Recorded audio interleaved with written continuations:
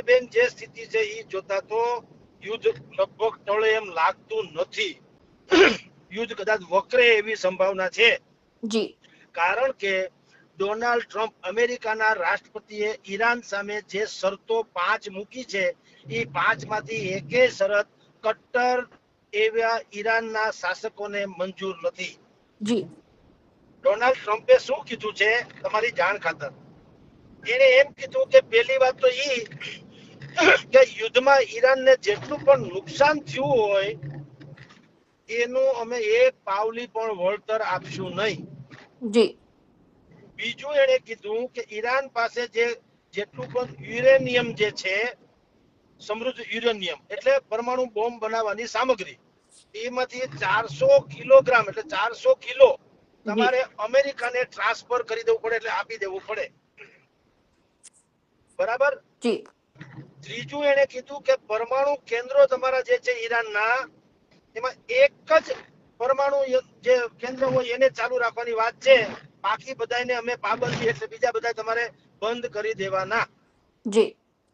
ચોથું એને એમ કીધું કે અમે તમારી એટલે કે અમેરિકાએ ઈરાનની જેટલી સંપત્તિ ફ્રીઝ કરી દીધી છે, હોય અમેરિકાની પણ ત્યાં અત્યારે અમેરિકાનું અરે હોય ઈરાનની ને અમેરિકાએ કબજો કરી લીધો હોય તો અમે એમાં તમને સંપત્તિનું કોઈ પણ ફંડ એટલે એક પણ પૈસો પાછો નહીં આપીએ, સંપત્તિ પણ પાછી નહીં આપીએ.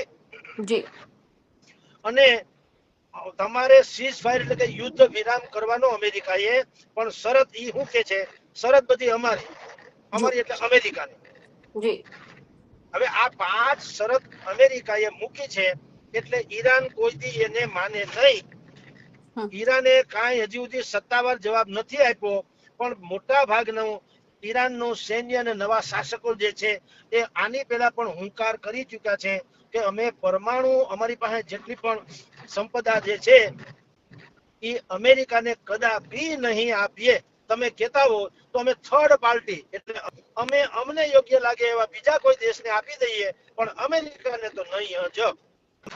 એટલે આ સ્થિતિમાં યુદ્ધ હજી વકરે એવી સંભાવના છે, અને વકરશે તો હવે તો પરાકાષ્ઠા જેવી વાતો છે.